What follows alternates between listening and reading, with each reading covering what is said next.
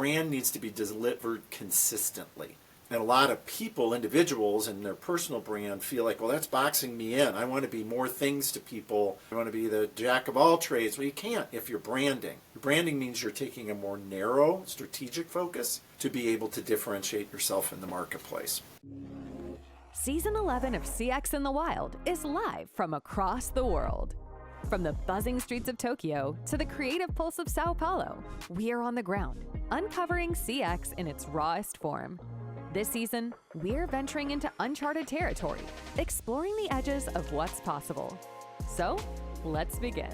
All right, everyone, welcome back to CX in the Wild. This is the last show I'm doing in the Dallas studio. I'm headed off to the 2025 World Tour already.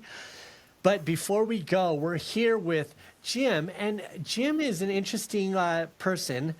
His producers reached out to us to be on the podcast, and we normally don't accept these sorts of invitations. But Jim, we looked into your profile. We thought you'd be a great voice to share a different perspective on what's happening in the industry, to provide the audience with fresh ideas. Being a rebranding evangelist and a change architect, I think is so important on a number of levels. I'd love to get into it today. So thank you for being on the show. Can you I like to start off all these shows with just tell us who you are and what's keeping you busy these days. All right. So Jim Heininger. I run a firm in Chicago called Rebranding Experts. We've been doing work for about 12 years and then spun it off as the term Rebranding Experts about 5-6 years ago. And we focus on end-to-end rebranding efforts for organizations that want to go through that brand transformation to support their business strategies. And I would say what's keeping us going these days, we've been getting a lot of inquiries about what we think of the Jaguar rebranding, which got a lot of attention recently. So I'm happy to share some, our particular thoughts on that, because it's a little contrary to what other people are saying. Really? Okay, so love that you're into rebranding. So, and let me ask you this.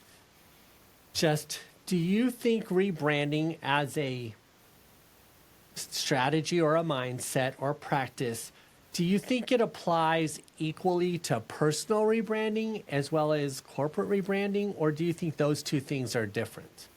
They run a very similar path in terms of what you're seeking to accomplish and many of the steps, the tactics along the way. Certainly a corporate rebranding is a much more comprehensive, enterprise-wide kind of effort that needs to take place. But yeah, much of it is applicable to both. Okay, and do you think they're both important, and how often should you do them? Well, it's always driven by a need. So whether it's your own personal image brand is out of date, no longer relevant, needs refreshing, it's the same kind of things within a company, except a company tends to be needing, they're wanting to pursue new customer bases, new geographic areas, new products, new services, or perhaps they merged or were acquired and have some branding dynamics that they need to fix or straighten out. Those kind of dynamics tend to be a lot more challenging than an individual. An individual can pivot at any point in time. Corporation, it's a much bigger investment, much more comprehensive effort. Fair enough. I think you're right to point out this scale there. I guess the reason I'm asking you this, because I don't normally have branding experts on our show, but I honestly see so many people online who they don't even address their personal brand. And I also think that there is a huge advantage for personal branding on the internet. And I think probably, if I'm being honest, half of the people who I speak to on this show or I encounter out in the wild, they ask me about personal branding. And because, we have built this global voice of CX brand, it's grown from 50 to 350,000 audience members in the last few years. And I'm asking you, just as a fellow adventurer in the world, and a branding expert, because I'm not a branding expert Okay. per se. And I feel like what I grapple with there is I don't think I really intentionally set out to build a personal brand. And but I do focus a lot on, because I'm an advertising and marketing professional, I came up through the ranks and highly exposed to branding. I think I recognized the importance of, when you're communicating to an audience, to be distinctive, to have a recognizable position, to have a value that you're trying to stay true to. So those were all intrinsic in the way we evolved. So I think there was branding as a DNA component, but I never really set out to create a brand per se. But now looking back, I see just how valuable it has become and how important it is. So like, my son is going to New York. He needs to build a personal brand if he wants to survive in the next 25 years of the digital economy. But I just ask you, do you think much about this topic, or? So branding is about differentiation.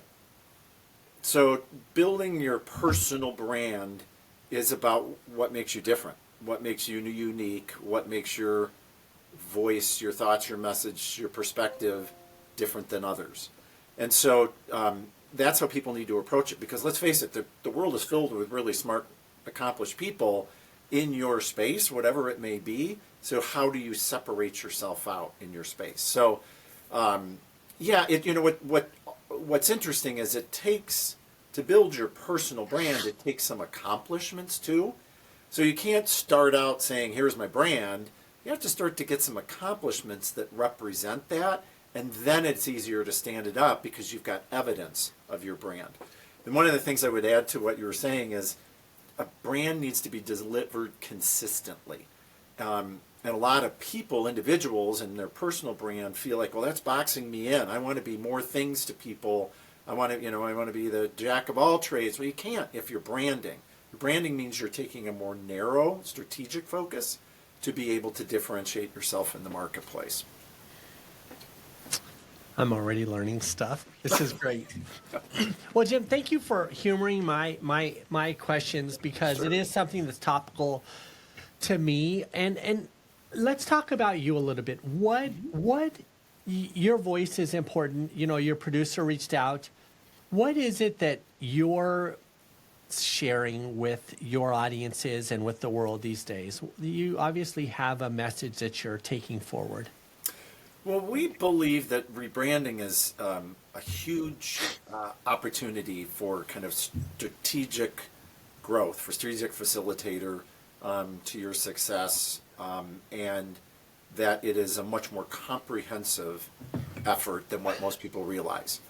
It's really a chance to put a jetpack on your growth, on your future, but it needs to be very deliberately thought through, determined, messaged, and launched, and able to be successful. We see a lot of organizations out there that are, they're rebranding, and they obviously missed a key component in their customer understanding or in how the market was going to respond to it, and therefore, if they follow a much, kind of more disciplined methodology, they're going to be successful at it, and they're going to be able to use it to drive growth.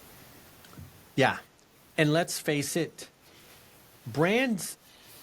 The branding environment is much more competitive than it's ever been.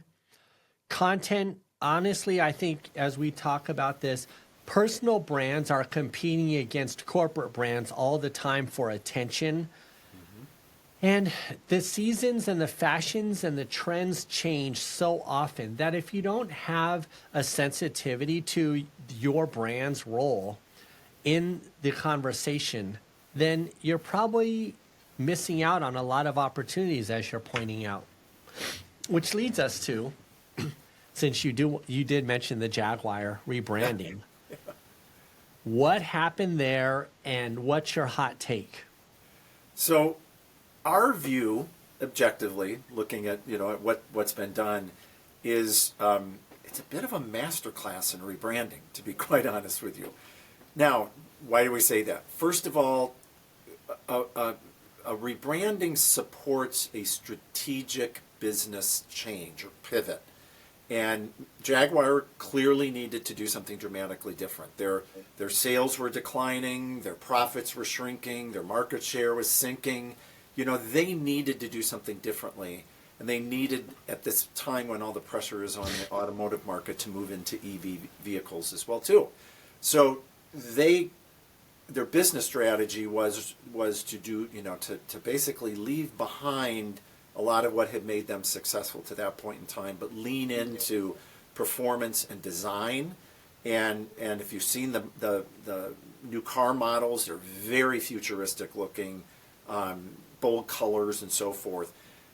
That business pivot then needed to be supported by a rebranding that delivered the energy and the excitement and the futuristic view of what those new car models were going to be. A lot of people didn't like the look and the color and the feel. They didn't like the video. They didn't like the androgynous looking individuals that were in the you know, promotional video that they used and so forth. But if you peel that back and you look at the business strategy and how the brand was supporting that, it was pretty smart. It was pretty dead on, because otherwise they were not going to be able to continue to exist in business for very long unless they embraced the future, unless they looked at a new customer base that was going to be more affluent, more urban, and really be able to go out and sell new EV vehicles to that market. So that the reaction that we saw from a lot of armchair marketers was, you know, this is crazy. Why aren't you even showing a car in your promotional video? And what's with these colors and so forth? Step back and look at it, and it was really a pretty smart business strategy and rebranding them to support it. It was pretty bold and different too, which is, I think, what a lot of people were responding to. So I'll say a couple of things. The Jaguar, you know, I did see some of the talk on the internet, and there was this correlation to the Budweiser thing. The woke reaction, yeah. Yeah, and there was this, I think that there was some who said that it was insensitive to their existing customers. And I guess that remains to be really to be seen. Yeah. And I do think that this whole conversation reminds me of what's happening to us. And I love I love this conversation, because I'm going to play this for my partner after this, because here's what happened. And I want to share your take on it, because you just sort of talked about it in this Jaguar case study. We have an agency, and our agency, because we're opening an office, we just opened an office in Africa, and we're opening an office in Dubai.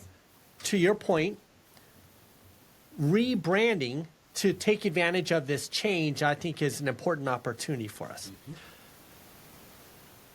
Our team did the designs. I sent it over to my partner, and she was like, I don't know, the colors are like a little way too bold. And the feeling of it is not really like the corporate enterprise level that like I want. It's like too whimsical, and it's not the sameness as like what our competitors are doing. And what I said was, I'm so glad you feel this way, because you're triggered by it. You identify it as foreign or alien or new or different. It doesn't feel exactly right. And I said, that trigger is exactly what I'm trying to instill, is we can own this. It is different. It's not the same. It's bold colors. And so I'm going to just say Jim said I'm doing the right thing. But isn't it really about triggering an emotion that you can own? And I think whether that emotion is good or bad has everything to do with how you back up the experience. And so one of the things that I often say on stage is, people ask me about public speaking. How do you get up there and talk to all these in thousands of people? don't you get stage fright? And I said, yes.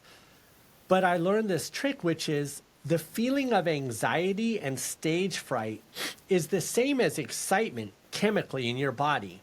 And so if you just say, I'm not afraid, I'm not anxious, I'm excited to be here. And I noticed that a lot of people, when they walk out on stage, they say, hey guys, I'm so excited to be here today. And it triggers your mind into the confidence that it needs to perform. It's energy. It's energy. So Yeah. this trigger that we're talking about in branding, once the trigger is there, it can either be anxiety or it can be an excitement, depending upon how Jaguar treats this or how their audience treats it. Is that right? Or Well, yeah, and if you in the Jaguar case, if you even looked at the quotes from Jaguar, leadership is, and you got to realize they're probably sitting around a table with piles of research that show that what the brand direction that they're going with is going to work with their desired customer audience. That it is going to be relevant. It is going to spark conversation and so forth. So they're doing it from a point of confidence, and that they were trying to convey that in some of their media interviews is to say we can't hang on to the past, or we're not going to it's not sustainable. We need to be in the future. People invest in the future, not the past, and they want your brand always needs to be leaning into the future. It always needs to be appealing to new customers, to new markets. So it's in their case, I'm sure they had all the evidence that they needed to make these decisions. We just aren't sitting at the table to see all that data to be able to support it. people invest in the future, not the past. Jim, that's going to be my quote of the week. That's going to be the title probably of this podcast. So I've been talking a lot. I want to hear your voice. What do you think is important for people to know about branding? What is the knowledge that you want to share? Well, it's important that people, first of all, understand who they are and what they offer and why it's relevant to their customers and what's the future of that offering. So you can't look back. You got to look to the future. You have to look at how markets are changing, how things are evolving and so forth, and put yourself in that place in the future as you rebrand so that you have a new brand that's intriguing but also relevant and is going to stand the test of time as well. We did a rebranding for a professional service organization. It previously went by the name of its founder, BPI. Those were his initials. And when the U.S. management team bought out the U.S. market from the French ownership, they wanted to rebrand. And they said that these initials are no longer relevant to us. We need our own unique brand. And it was their chance to go bold, much like Jaguar did. And we spent a lot of time understanding what it was that they do for their customers, which are CEOs and senior leadership of companies, and how they coach their talent. And came up with a couple words that kind of were intriguing to them, which were bravura, which is kind of means bold and confident, and avanti, which means to go forward, to take action. And merge those two words together to create a name called Bravanti. And it was their ability to say, we help organizations go courageously forward into the future. Boom, now they had a new name that just ignited internally this kind of spirit of what they do for their clients. Got all their consultants, excited and engaged behind this new presentation of it. Then they too came up with a whole bold, refreshing look for that industry with pinks and oranges and all sorts of colors that supported something entirely different. And they did the exact same kind of move within their industry of separating themselves from the tired old, named by the founder kind of positionings, and a look and feel that was dramatically different, and business took off. And it enabled them to cross-sell in ways that they had never been able to in the past. They got people that were kind of on the line considering hiring them, suddenly engaged and excited.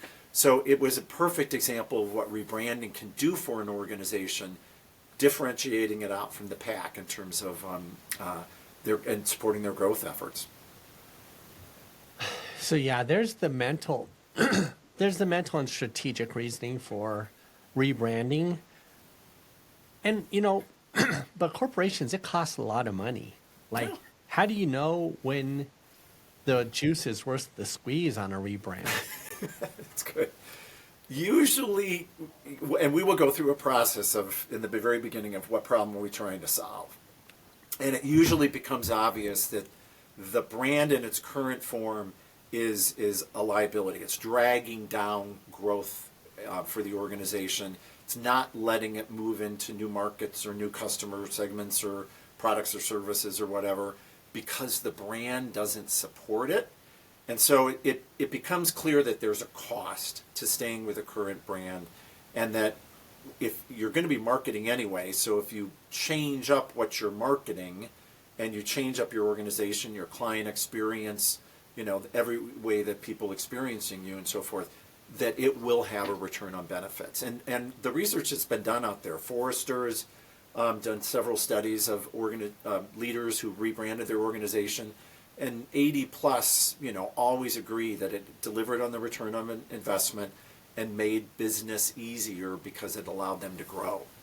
But on the change management part, we literally sit inside organizations all day long, and if they've been successful as a brand, all we hear across the entire organization is brand guidelines, stick to our brand, this is our brand, we have to keep focused on the brand.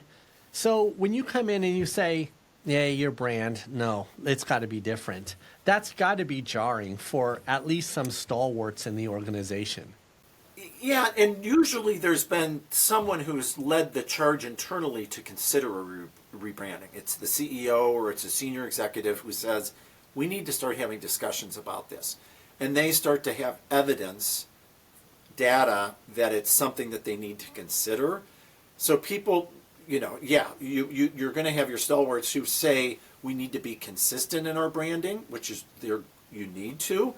But the brand that you're trying to support may not give you the elasticity that you need to move into new markets, to offer new products or services. And so you have a brand decision that you need to make, and then that's where you say, do we just refresh the brand and do a new visual look and feel to it, new colors, new logos? Do we reposition the brand? Do we look at kind of representing ourselves in a way that we are trying to reach this broader new market opportunity? Or do we need to change everything about our brand in terms of name, customer experience, mission, vision, values, all those kind of things, and able to achieve what you need to? I see what you're saying there. So, I was thinking rebranding is just like all or nothing, but you're right. Rebranding can be an extension of the brand. Maybe it's a new feature, aspect, tone, voice for the brand that aligns to a go-to-market. It could be a complete overhaul, repositioning of the brand. So I see what you're saying is it's really brand evolution that you're talking about. It's the alignment of the soul of a company to its audience. Yeah. What's our promise to that audience? And if that promise is dramatically different than what it's been in the past, then you need a brand that's going to deliver upon that. Yeah. Audiences are so fickle these days. Their attention goes everywhere all day long, and I always feel like everywhere everyone is getting access to something newer and better.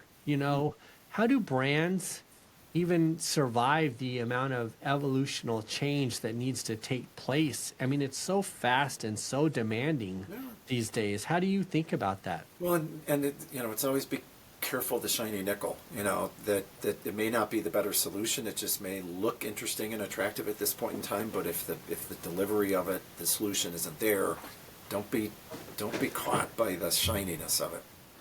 Yeah, but isn't the shiny object syndrome, isn't it like the axiom of online communication? Like, everyone, and let's be honest, these children today have AI design platforms, capabilities, stock libraries, design resources.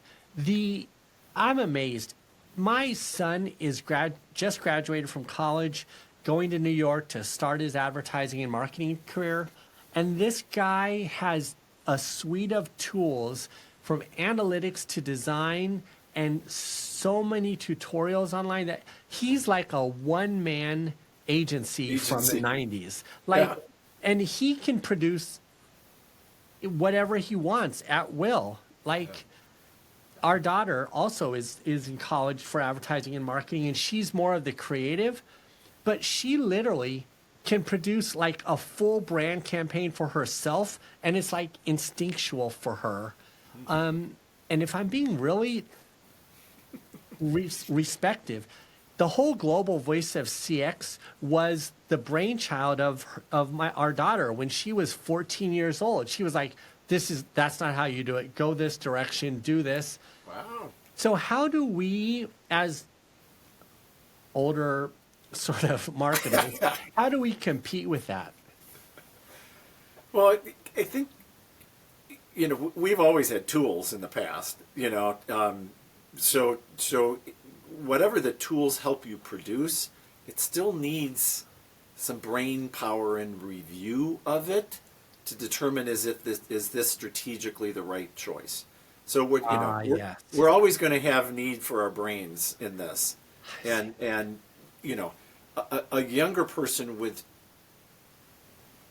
tools, without experience, without insights, can produce a lot of things, but it might not hit the mark because of what experience has shown you, is the target to start with that you're aiming for, and that is going to be a proven result. So, we're always going to have room for our brains in this whole process. Thank you, because the one thing that I do have over these children is the fear of not making revenue for clients with their brands. It's you have to be more than just pretty, I think.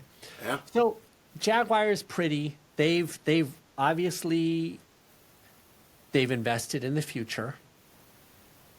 The jury's still out on it, whether it's a cost to their existing customer base.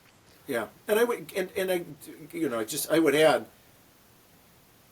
there's probably evidence that their current customer base was not going to be buying many more cars, and so it's a new customer set that they needed to identify, and if you look at the designs, it's much more urban, modern, speaking to that affluent, more design conscious kind of customer. Not somebody who's buying on heritage. So, wow, you're right. It is. You're a little bit controversial hot take. So I'm going to agree with you. What a stark reality for a Jaguar to be in, to say, we love our heritage and we love our customers, and our company was built on their purchases, but they're also not going to buy from us again. That's got to be a really painful position to be in for a company with such a heritage. And the choice, to your point, so you're really driving home a truth, which is a brand is made for the people who will support it, and that's a revenue driver. And going to the future, to this new customer base, what I find interesting about the Jaguar execution is it's also, they have this androgynous sort of postmodern approach to things. And what I find very interesting about postmodernism as a creative execution is postmodernism was really an art movement about being no races and no genders. The future is, in those connotations, was all about the story and not about the people. And so it's really, like, you look at you look at a lot of sci-fi that's coming out of Europe right now, it's postmodernistic. Your mind doesn't even see the races of all the characters, whereas I think in the US we're like, oh, there's the black person, there's the white person, there's the Asian person, and they keep adding all these characters because it's focused on these little these gender relevant moments. But when you get really to true postmodernistic art, it is your mind doesn't even consider any of that. It stays focused on the lesson or the story. That's the kind of creative inspiration for them. Yeah, so I think their postmodernistic approach, while triggered a lot of people on either side, if it plays out, they have the courage to play it out as postmodernistic art, then what will happen is the brand will become resonant across everyone without this gender, race, all these political traps. If they can stay the course, they'll navigate to a higher dimension, sci-fi reference. And I think the other part of it is it doesn't have to alienate their existing customers. It's the boldness, to your point. If it triggered people, great, because there's conversation about it, so it makes them relevant in the search engines. And if they can successfully communicate with their existing buyers and bring them along in the story, Right. then they win. Yeah, exactly. Exactly.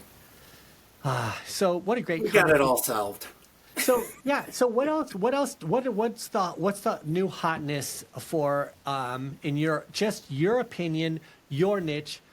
Doesn't have to solve the world's hot take problems, but in your opinion, what are you focused on in 2025 that's going to make a difference to you, your business, your clients, the industry? What's important? So, got a couple thoughts actually. So I think, kind of as a follow through to the Jaguar discussion, is how you manage the social media launch of your rebrand, of your new brand, is increasingly important. Because you have to be bold, you have to be distinctive to capture attention within that environment, but you have to know that you're also you're going to attract controversy. You're going to attract critique of it, and you really have to put your armor on and ignore the noise. You need to communicate to your customers. You need to communicate what your strategic vision is, what's different about your brand going forward, the exciting opportunities of the future, how it affects your customers, and so forth. But put your armor on, because everybody loves to be a critic these days. And so expect it. Keep focused. Those people aren't your customer. Like in the Jaguar's case, all the people that were grousing about it were not customers of Jaguar. We're never going to be able to afford a Jaguar, but they could afford to go out and blow their opinion on it, across the internet. Don't worry about them. Focus on the people who are going to buy your cars. Controversial take. Identify everybody who hates on your brand and put them in their CRM as don't contact these people ever again. So what you're saying is really important these days. No good brand goes unpunished. The internet is full of haters, and it thrives on controversy. So there is no winning with half of the audience. Mark Karches was the first guy I ever had on my podcast. And the reason I had him on is he said, you want to have great customer experiences? Stop making customers happy. You can't make everyone happy. You only can invest in the relationships that want to invest in you. And no time has been more evident of that than now on the internet. Yeah. And I think the other thing is, here's just sharing colleague to colleague. I recognized what you're saying. We opened an office, and what we do is we have community managers that do outbound customer care, if you will, which is reputation management. So when we work, we monitor all the social channels and all the conversations, and we try to engage our advocates there, and we try to identify any negative conversations that gains magnitude, because to your point, there's always a low level hum of haters out there and you can't address them. But if your current customers or your advocates or your audience raises their hand and says, hey, I don't think this is such a good thing, we listen for that, because if you're our existing customer, you're someone we care about, we need to know that. And finding those moments where you can continue to service your existing audience, that's really where I think people need to focus. That is to say, if I had a hot take to piggyback on your insight, which is in 2025, I almost would say stop worrying about new customers. Focus on your existing customers and what they need. In terms of engagement, and maybe, you know what, I think to go along with what you said, let me back up a little bit. The Jaguar thing, addressing new customers, yes, I agree with that, and you must be bold and brave, but not at the expense of the relationships with your existing advocates. Yeah, I mean, the best form of marketing is your existing customers. Yeah. You know, so if they can be your best advocates, you want more people like them buying your brand. Yeah. So zero in on them, focus on them, make sure it's an undeniably different experience that they have, and that they rate it well, and then encourage that to spread. All right. Final words of wisdom, Jim. What do you have for the audience? What do you want to leave the audience with? Well, I think more than anything is to understand when rebranding works and why you would use it. It's meant to be really a strategic growth facilitator for an organization, to put a jetpack on you when you need it in terms of entering new markets, new products, new services, and so forth. But understand it means letting go of the trapeze and reaching out and grabbing the next one that's coming towards you. And that's a period of change. That's a period of anxiety. It's a period of letting go and jumping forward into the future. And it's an emotional roller coaster. There's no question, but it's the outcomes can be phenomenal for organizations. Let's watch and see what happens with Jaguar and if it drives their business. All right. Jim, thank you so much for your wisdom and being on the podcast. It's been a great pleasure to talk to you. Yeah, great being with you. CX is shaped where people live, work, and connect. Thank you for being a part of this journey. There's more to discover, more to challenge, and more to create. So stay curious, and we'll see you out there.